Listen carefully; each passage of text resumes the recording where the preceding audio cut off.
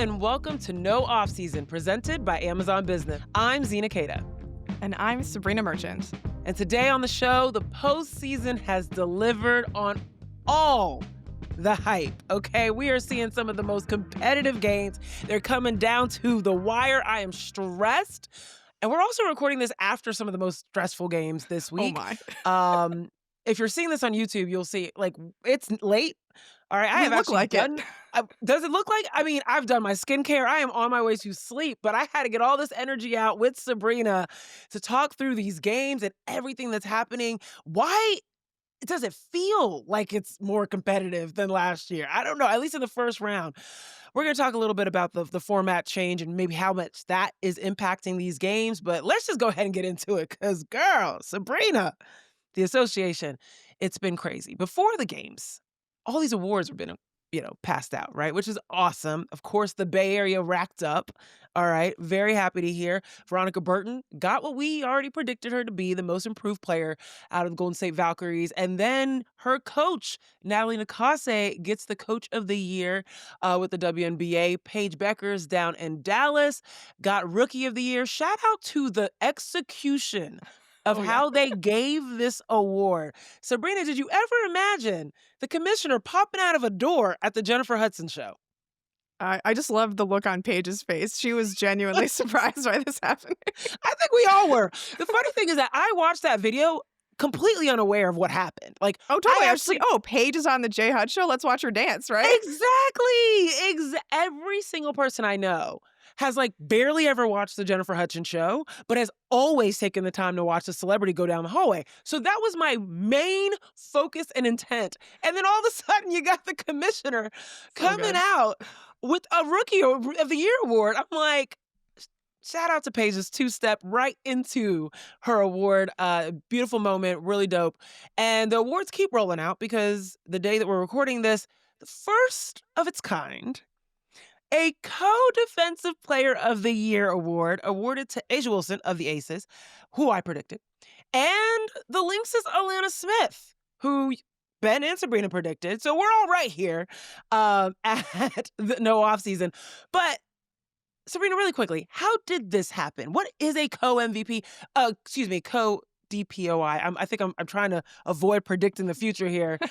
We don't want co-MVPs. We have a co-DPOI, and I'm asking on behalf of Bam Adebayo, who tweeted out. He also is confused. What happened? So if you watch other sports, generally what happens in these end-of-season awards is people rank their choices. So you get a top 3 in these awards, and those are weighted, right? So the first place gets 5 points, second place gets 3 points, third place gets 1 point. And it's very hard to have a tie in these situations because of all of the points being thrown, and just the different weighting. But when you're only submitting one name, which is what happens in WNBA awards, you can get a tie, right? 29 people voted for Alanna Smith, Ben being one of them. 29 people voted for A'ja Wilson, me being one of them. So that's how you get to 29 and 29, right? And that's how we get co-defensive players of the year. Honestly, I'm shocked this hasn't happened more often. Yeah, this is crazy. It's first of its kind, but congratulations, A'ja Wilson, Alanna Smith.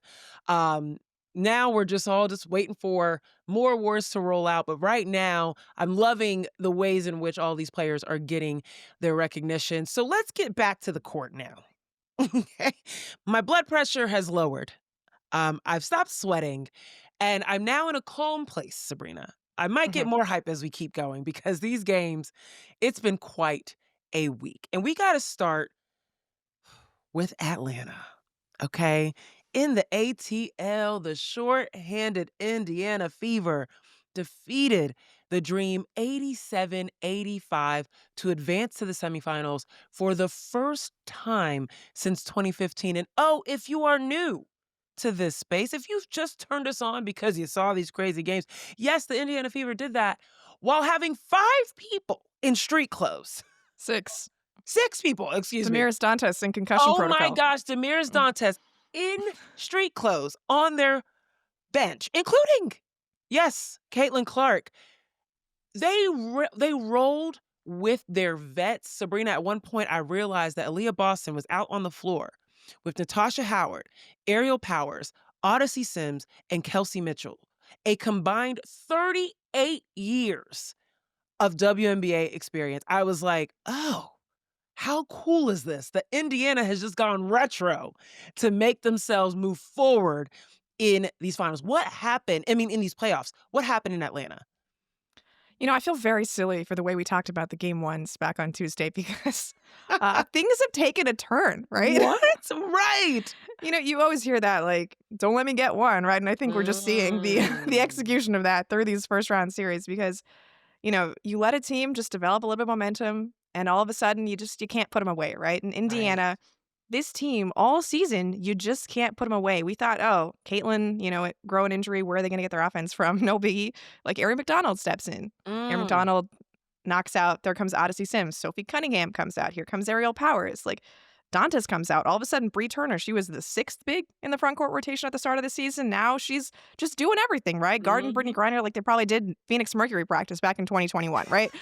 I I'm just so impressed with the job Stephanie White has done coaching Yeah. this team where they legitimately believe that can win every time they step out onto the court, Yep. no matter who they're playing, right? Whether that's Minnesota, whether that's Las Vegas, whether that's Atlanta, who ended the season with the second best net rating in the WNBA. I don't wanna, like, undervalue that. They were maybe not the 2nd seed, but their point differential was incredible, like, almost plus 10 points per game. They were closer to Minnesota than they were to 3rd place. Like, they put together a phenomenal regular season, winning 30 games, doubling their total Right. from last year. Alista Gray is probably gonna be first team All WNBA. Naz Hillman's probably gonna be 6th player of the year. This is a team that should have been reckoned with, but Right. you mentioned all of that experience on Indiana, right? All that experience from Odyssey Sims and Natasha Howard, a three-time champion. I'm thinking about this last huddle, where before Lexi Hull steals the ball from Mm. on the inbounds, I'm looking at Sydney Colson, two-time champion, just talking to Lexi during the huddle. I Yes. don't know what she was telling her, but I imagine it had something to do with this defense that led to this finals deal. And there's that experience, right? Yep. And maybe it wasn't all on the court, but there's just so many pieces that you have to love on Indiana and the way Stephanie White has managed to keep them all going together. And, a player like Odyssey Sims joins the team on August 10th. That's about a month ago. And here she is running the offense on the road in a playoff game, 8 assists. Like I'm just so impressed. Like, I don't think this is so much Atlanta losing as Indiana just taking this away from them. Yes. Yes. There's so much you're saying. I'm just like I'm in church. I'm like, amen. Yes, yes. No, literally the moment I noticed when I was like experience was at the top of the fourth quarter. Aerial Powers got tangled up, I think, with maybe Bree Jones or someone, and she was Who upset. didn't get tangled up with Bree Jones? Right, exactly. Everyone got tangled up with Brie Jones, but she got upset about something. And you see Natasha Howard come over to her, Kelsey Mitchell come over to Aerial Powers. Both of them are like, "Hey, hey, lock in." Right? They're tapping their temples, saying to lock in. And even after that finish, Aerial Powers was like, "I'm good. I'm good. I'm good." You look over, and it's Odyssey Sims doing the same thing, tapping her temples, lock in. And then at the end of the game, in Kelsey Mitchell's post game interview, she talks about the lock in. She taps her temple. And I'm like, this was clearly a linear thing throughout this team of lock in.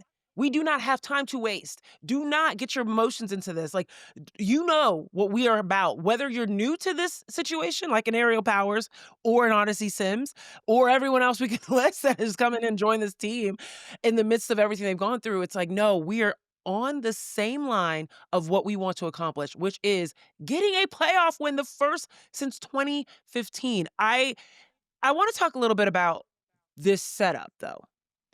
Indiana went into Atlanta and took this game.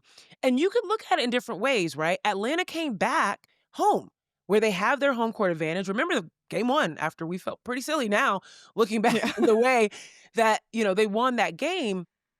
You're thinking, okay, Atlanta's going to be back at home. They're going to feel a lot more comfortable in their arena.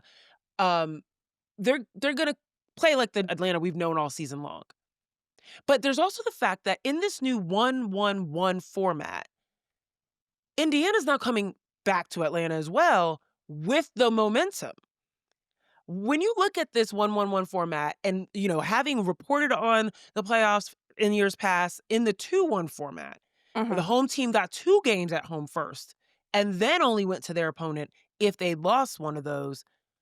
How does this change the dynamics of these first games or this first round of the playoffs? And do you think that that's feeding into what we're seeing? So we had 3 years of the 2-1 format. It started in 2022 and went through 2024. No lower seed won a series during that format. Not a single one. Ooh. There were a couple game threes. I think Wow. 3 of them in total. No lower seed ended up winning. The higher seed still ended up going on the road and taking that game. So Mm, I think there is something to be said about the way this has changed. Maybe it's just introducing a little extra randomness because you still have to travel and that like right. changes people's moods or, you're going to different buildings, sleeping on different beds, yada, yada, yada. Uh, but that kind of surprised me. Like there are 3 road teams who have had the opportunity to win game 3 on their own home court, right? Like those lower seeded teams. And they weren't Mhm. able to do that in the older format. So Indiana is the Interesting. first team in 4 years to actually get through as the lower seed. And that's kind of surprising to me. But Wow. because you'd think some momentum would carry over Right. if one of those teams won game 2, right? And then Right. went on the road. I guess the only difference in that scenario is like technically you could be the lower seeded team, win game 1, and then you don't have the momentum when you go back for game Mhm, 3. mhm, mhm. I don't know. I think what we're seeing here is that Indiana, maybe they're a 6 seed, 4th best point differential in the WNBA. You talk about all that experience. Stephanie White, killer coach, right? I can quibble with some of the challenge decisions that were made, and I think that's a theme that would carry on to a lot of the coaches over the last 2 Sure. days. But I thought she hit every right button. One of the things I love about Stephanie White, all of those quick subs she makes at the end of quarters, like if somebody's in foul trouble, I'm still going to get Lexi Hull and Aaliyah Boston in for this last offensive possession because I know something good can happen, right? Like we saw that at the end of Mm. third quarter in game 2 when they get them back in. Lexi Hull hits that 3, all of a sudden 15-point lead, place is going nuts, right? I thought she just hit all those right buttons. She got Kelsey Mitchell just enough rest at the start of that 4th quarter so that she was able to go, um, at the end of the game, ran a lot more of the offense through Leah Boston because Jordan Canada just had Kelsey like in chains, honestly. Jordan Canada had Yeah. a phenomenal game. I feel more badly for her than anybody else on the Atlanta Dream. But yeah, I don't know if it's the format or maybe just like this is a really good Indiana team. And for the Atlanta Dream, like maybe this is just a step you have to take, right? Like first year under Carlson Yeah. Mesco, they won a playoff game for the first time in 7 years, right? So just the building blocks you have to go through, like I thought that this was gonna be the year they won a playoff series, but for all that experience, like it was really only Bree Jones and Jordan Cannon on the court, like Alicia Gray, Ryan Howard, Naz Hillman, like they're still going through all of these learning experiences together too. Sure. Yeah, I Maybe this is forget just that part of the Ryan's so process, young right? still. Right, Yeah. exactly. I do forget that they are relatively young. I think that we, as the collective fan, have seen Atlanta be just good enough to make the playoffs, but not good enough to get out of that first round. And Mhm. that feels repetitive. And Yeah. that's why it feels like this was such a devastating blow for them It to is have 3 been years in a row. Yeah. 3 years in a row, exactly. And you make the coaching change, great. But and you still have the talent and you add more talent, right? You Mhm. stack up, especially we cannot underscore enough the impact that Bree Jones had on this team, and particularly in these playoffs, just like every every loose ball, every hard hitting screen, every opportunity for a kick out. I mean, she was such a huge factor, X factor outside of Alicia Gray and Ryan Howard, of course, doing their thing.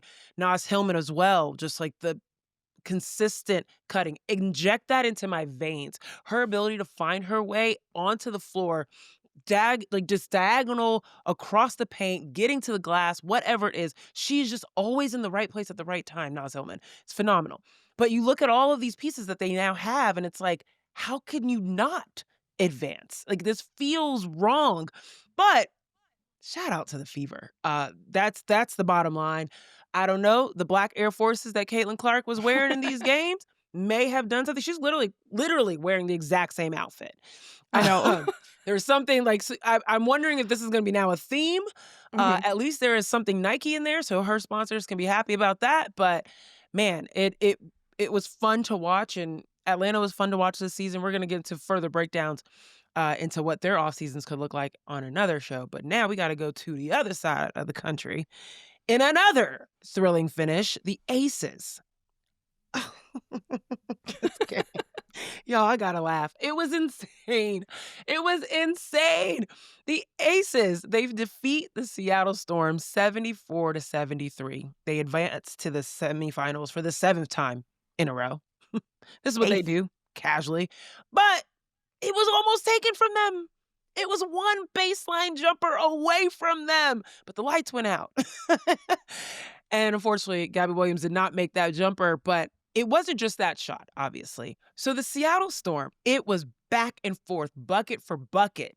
in the first and second quarter. And the last time they led was 24-23. They lose that lead and they do not regain it for the remainder of the game. Now, don't get me wrong, it did not create a gap. They did not create a gap with the Aces. They always were within striking distance. But they finally regained that lead. I think it was 1:14 left on the clock. I mean, it was under 2 minutes for sure. And you're like, not again. Not again. Not again. Because this has happened now. That was the third game in a row. We saw this, and we're going to talk about this in a sec, but Minnesota did the same thing against the Valkyries, got the lead within under 3 minutes of the game left. Indiana did the same thing against Atlanta.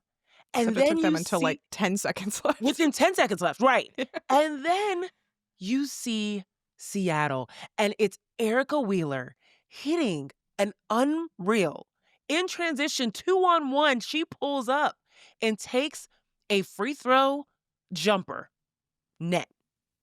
Easy. No problems. She has the opportunity. That's like with 18 seconds left, too. She has the opportunity to do that again. Later on in the game, 7 seconds left about.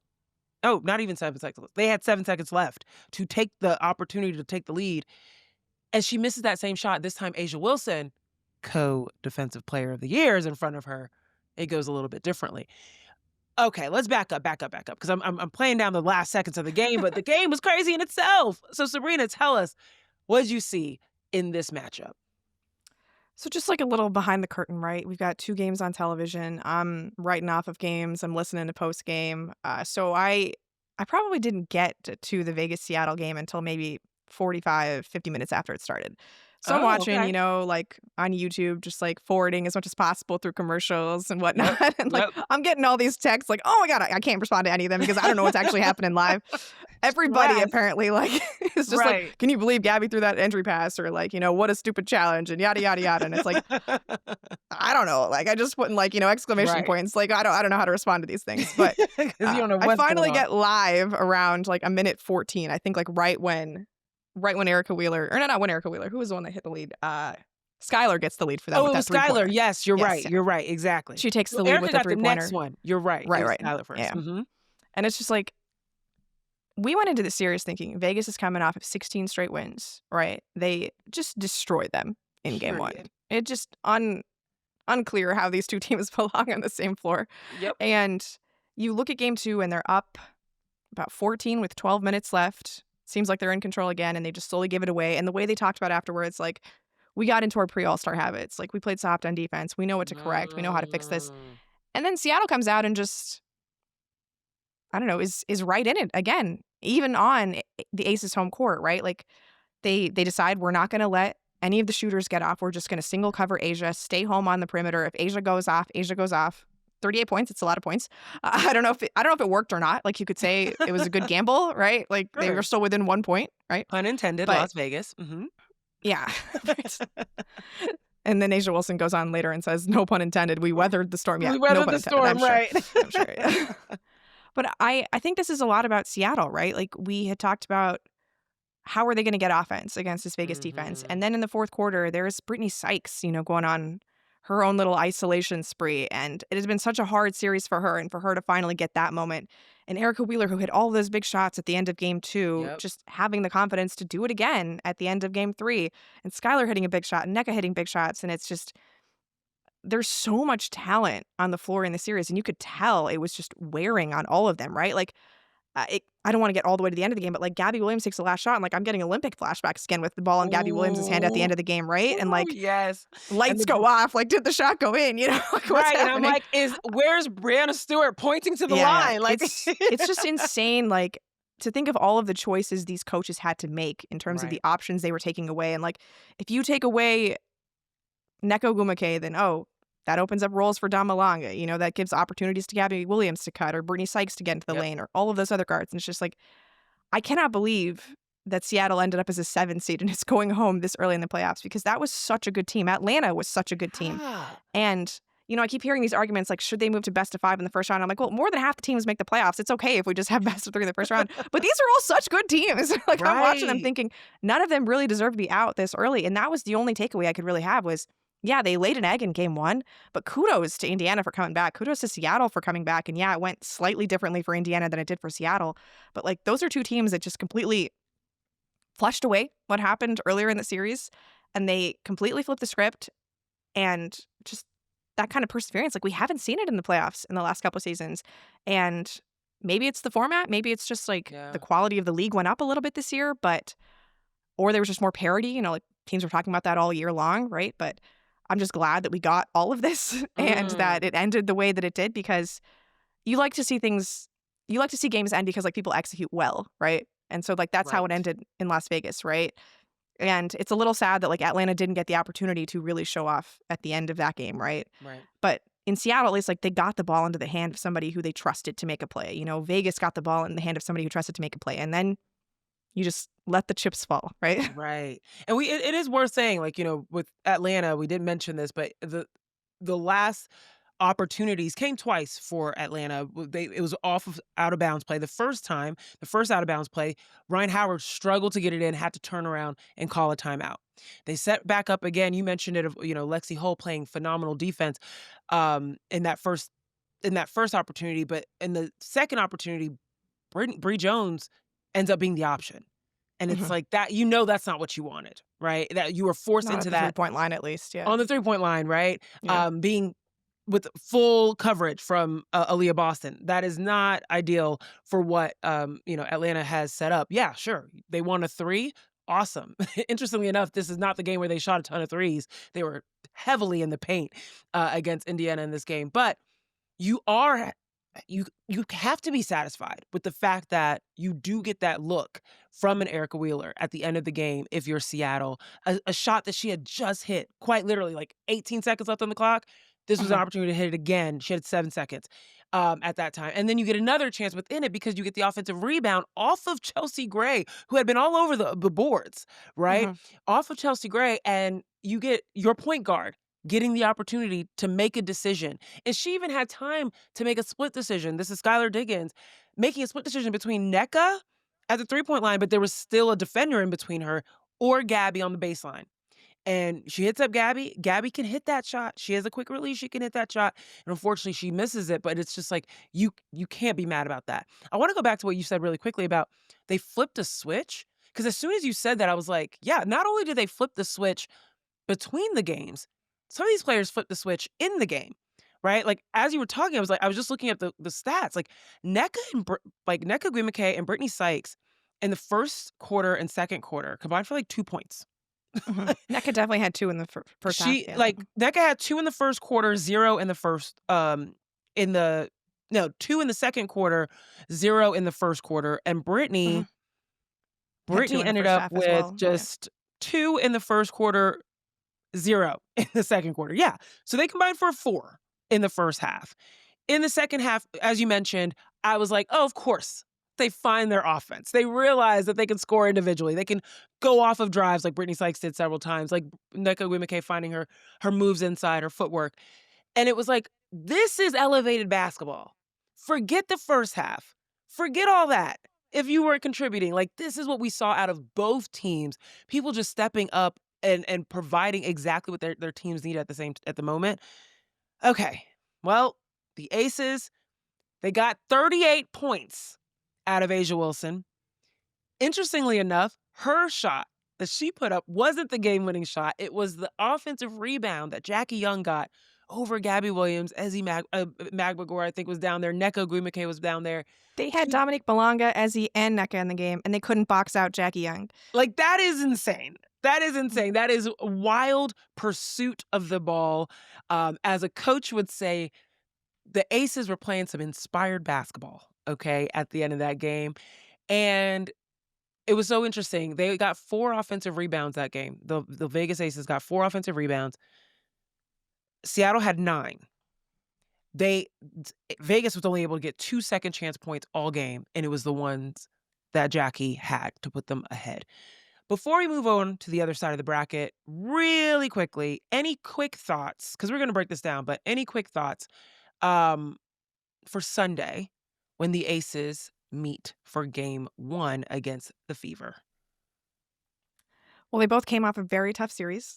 Um, Thankfully, they have an extra travel day, right? Indiana is Right. coming all the way from Atlanta, so it's, you get Friday to travel, I guess, and then Saturday practice, Sunday game. Uh, I mean, this is a series, the season series during the regular season was all the home teams won, and Vegas has home court during the series. All of those games were Mm, played before Vegas' 16-game win streak, so, like, a different version of the Las Vegas Aces, I think we can say. right. We get, Melissa Smith versus her former team. Unfortunately, Sydney Colson not playing against her former team. Right, right. But I mean, I really don't know what to think of this matchup because if you played in July, you basically didn't play this version of the Indiana Fever. But the one thing I will You didn't play take this version of exactly, Las of the Vegas. Las Vegas Aces, And yeah. I'm so happy you said that, Sabrina, because a lot of times when you say things and I think the same thing, I'm like, yes, I'm smart. I love it. Because I was looking at the 4 box scores between these 2 teams, and I was like, yeah, like we didn't see Jewel Lloyd coming off the bench. Right? We didn't see this version of Jackie Young being more of the playmaker and having the ball in her hands a lot more in the version of these games. So between these 2 teams this season, they went 2-1. Indiana beat Las Vegas twice, Vegas winning once. But again, before the new iterations of both of these teams and also before the inspired basketball that these 2 teams are playing. So it's gonna be very interesting to see how these 2 squads match up. I'm gonna just say it, I think the factors are gonna come down to bench and role players. We know Kelsey Mitchell's gonna go off. We know that Asia Wilson's gonna go off. These stars can do that, right? And we know Aaliyah Boston's has shown some inconsistencies.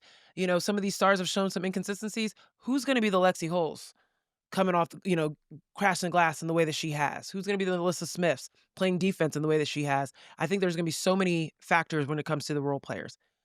Okay. We're gonna talk about that game 1 when it gets to it, but now we gotta go to the other side of the bracket. Don't go anywhere, y'all. I'm just getting started.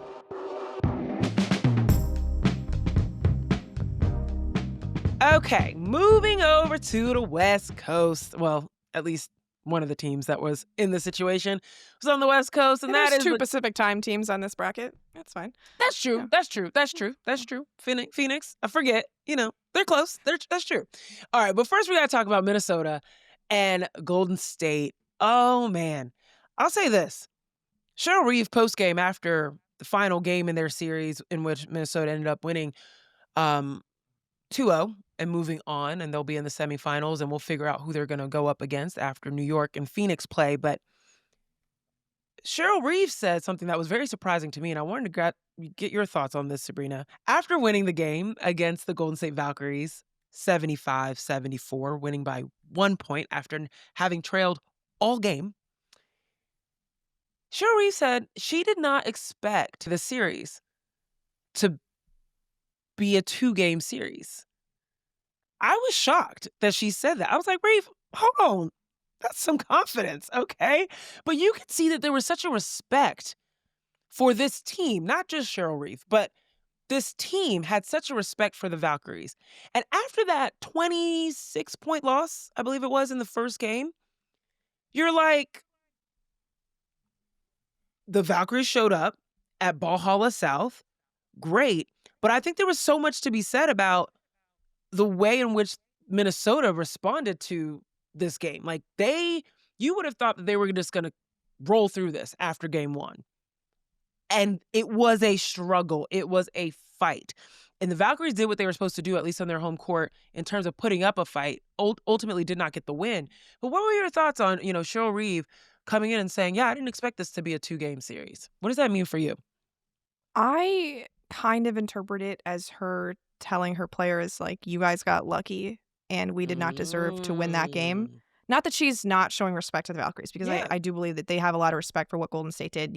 K-Mac and Nafisa Collier came out post-game, and they were just like, "This team plays hard." And that was a Right. hard series. And, yeah, we've beaten them a lot of times this year, but a lot of those games could have gone differently, and they made us work every single time. So I think they obviously respect, what Golden State has done, but they're the 1 seed. They Yeah. wanted to get out of this in 2 games. They wanted to get the rest while Phoenix and New York are off traveling across the country 2 times, and playing each other.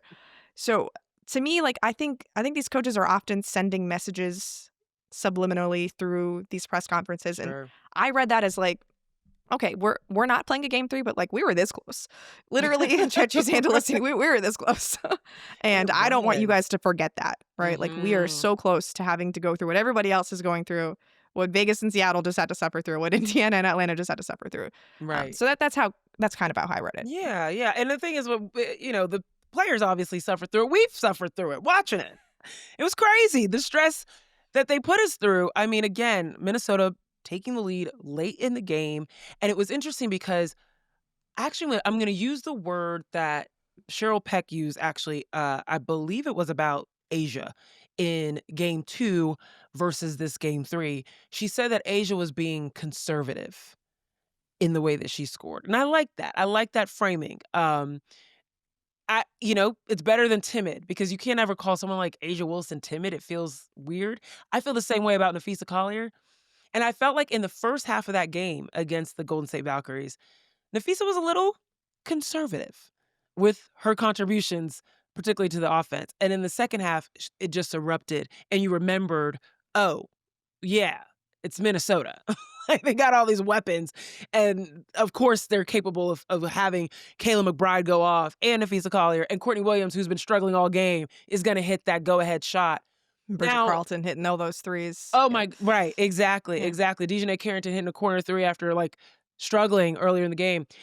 I'm wondering how much is the game tape off of the Golden State Valkyries taking it to the wire with the Lynx? How much is that game tape going around right now of the number 1 seed to be like, "This is how you keep them in the 70s," because the Golden State Valkyries did that several times in their 6 games against the Lynx.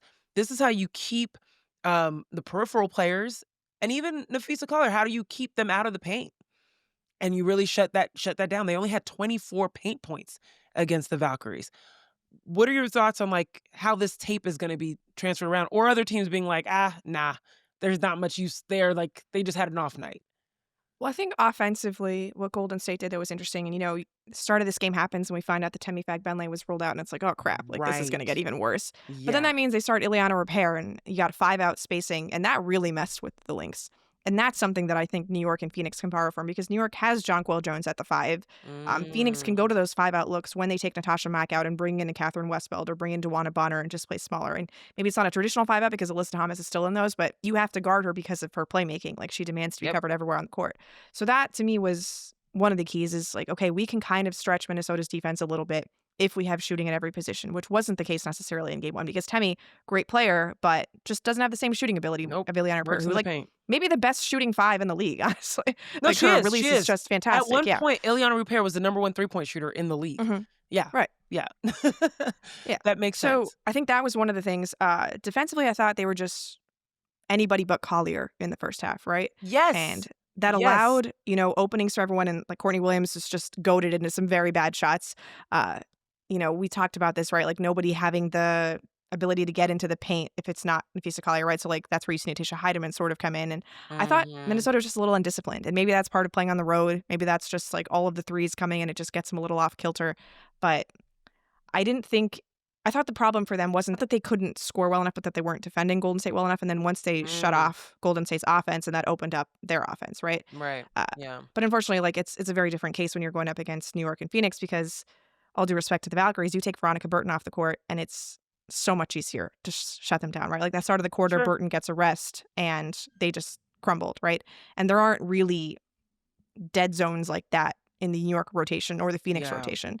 Yeah. And that's where you have to be concerned if you're Minnesota because their role players, like, they came to play in, like, certain stints, but, like, there were long stretches where it's like, can we rely on Courtney Williams? Can we rely on Dejanay Carrington? Right. Like, Bridget Carlton Yeah. picks up her 4th foul, and so there was some shakiness. I think it's good for Minnesota to get a game like that off of their chest, but, like, to me, it was what Golden State did offensively that I think you look at and you're like, maybe we don't need Natasha Mack as often in this series, and we just go 5 out, or, New York is always gonna be 5 out, so that's not really an issue. But, like, if Yeah. I'm Phoenix, that's sort of what I'm looking at.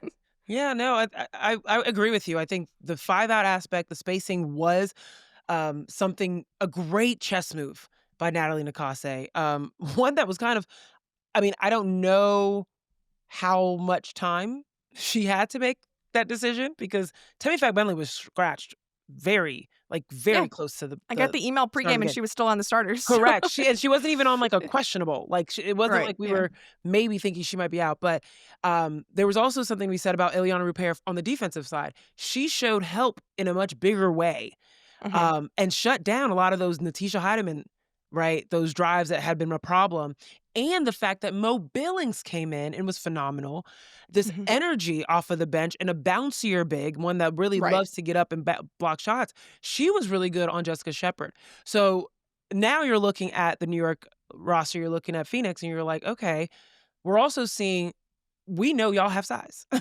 At least for for New York. We know that you have size. We know showing help early or just having big bodies in front of Minnesota can help deter those smaller guards cuz let's be real. Courtney and Natisha pretty small. Even Dejanay are on the smaller side. So we shall see what happens. We shall see what happens. But there is still one matchup yet to be decided, and that is obviously who Minnesota is going to match up against. Luckily, they took care of business in 2 games, so they got a little bit of time to chill. But New York and Phoenix, pack up the briefcase. You got to go to work still, okay? Now, if you were a Liberty fan watching that game at Barclays on Thursday night, I hope you're okay. I hope you recovered. Because it was rough. It was a little tough. It was not fun. Kalia Copper said the arena sounded quiet. She said she couldn't even notice it. They dominated. And I remember watching, where I'm at the studio and we're watching the Valkyries Minnesota game, and our producer is coming in and he's like, yeah, they're up by 30. And we're like, oh, New York? Like, nope. Phoenix is up by 20, is up by 30. It was crazy. Just real Mercury. quick, you kind of saw that same surprise on Asia Wilson's face when they hit her post game, and the sideline was like, "What do you think about playing?" And she's like, "Uh, Oh, Indiana." yes. Yes. Good catch. She was shocked. She was shocked. And the Different funny South thing, Carolina player you're gonna up against this right, series. right. Oh my goodness. She was not expecting that South Carolina player, right? And Aaliyah Boston. She was like, where's my bestie coming Where's my in, bestie? right? Yeah. Where's Alicia Gray? Oh, good catch. Good catch. Yeah. Yes. So, anywho, the Mercury end up winning that game 86-60. I just don't know what to say about this series. I quite literally do not know what to expect, but we know that there's a major component to what New York can put out because of Stewie. So let us know what's going on there, what's the latest here, and what happened out on the floor, Sabrina. Yeah, so brief recap. Stewie injures her left knee during overtime of game 1. Stays on for about another minute, then subs herself out. She was not a part of practice on Tuesday.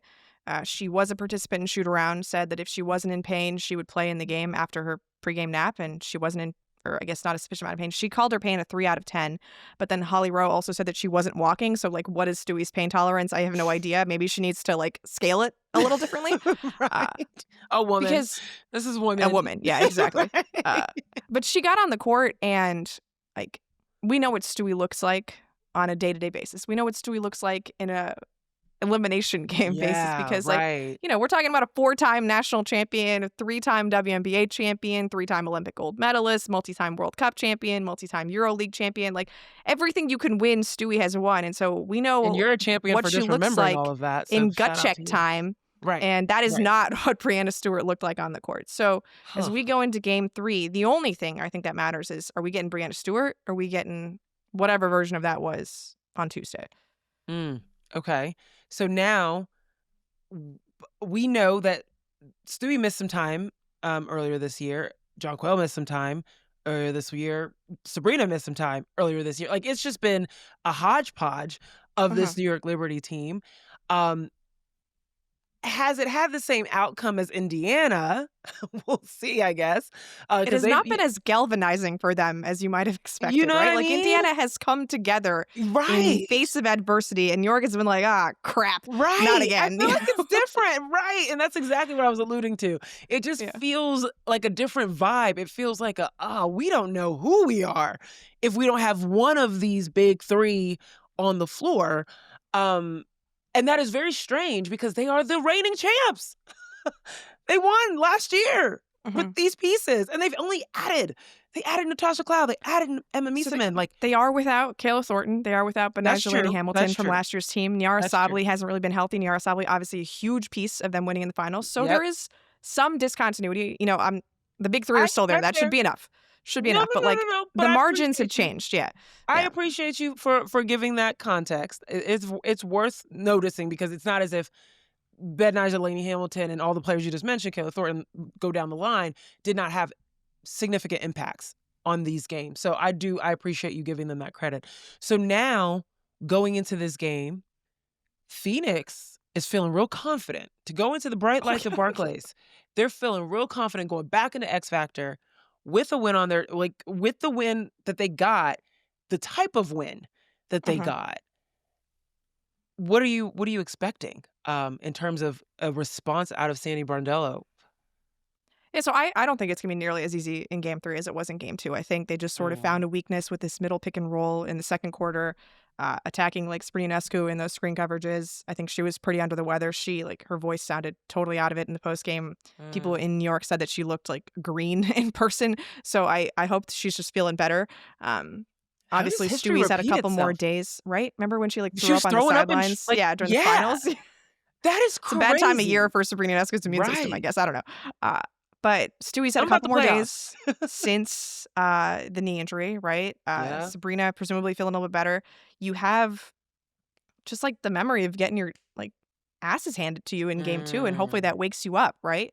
Um, and maybe it's if Stewie's not ready to go, you can just start Emma Meeseman, and, like, that clarifies everybody's roles, and they're not thinking all day, like, "Is Stewie gonna play? Is Stewie not Yep, gonna play?" yep, If they yep. have a little more clarity on that, I don't know if that helps, but, I do imagine, like I just don't think Phoenix is gonna go on the same sort of 15-0 run, like, just put this game away so quickly because this is an elimination game, things get harder, just based on the 2 elimination games we saw today, right? Like, Right, things are really hard, things exactly. get close, and, maybe the home court, turns things in Phoenix's favor. They've been pretty good down the stretch, game 1 accepted with, obviously, those miscues they made leading the game into overtime, but I still think Phoenix is gonna take this one. I think they have just slightly more cohesion. Like, the way Mhm, they felt about game 1 was, "We just gave it away," right? Like, we know mhm, what we have to do to clean it up, and mhm. they very clearly showed that they were able to clean it up. So, unless Stewie's, like, completely ready to go and, like, has one of those Brianna Stewart, "I'm the best player of my generation" type games, which she totally can, Right. I think this is Phoenix's game to lose. I agree, and I also think that Phoenix is gonna take this, and the main reason I think that is, 1, the potential subtraction of Stu is huge, but the subtraction that I saw that was most evident for Phoenix was Satu Sabli was just not Satu Sabli. Right? Like, she just wasn't herself in that first game. 2 of 17 is just, it was out of character for her, and I saw a lot of folks saying online that, "She's taking shots that are out of c" like, no, no, no. Satu is good for a pull-up, for a just cross half court and just pull up in front of the defense. She is good for a quick shot early in the shot clock. Like, she took shots that she has made over the course of the game, and then you saw her make those same type of shots in game 2. So, that was, like, the main subtraction, and then, of course, some defensive faux pas, I think that ultimately gave the game away in overtime. But you take away Brianna Stewart, but you also have to take away the fact that I don't know if Natasha Cloud has another 23-point game in her because Natasha Cloud, historic playoff riser, and obviously she has some real personal beef against Phoenix, like, that's that is true. clear. That's true. Yeah. That's So true. I'm never gonna bet against Natasha Cloud at this time of year. Okay. Okay. That's what they're gonna need because she was the elevation. She was the tide that raised all ships in that first game. And so we shall see. I I'm still taking Phoenix. New York proved me wrong. I just want a good game. Do I want a good game? Does my heart want a good game? I gotta cold call my doctor.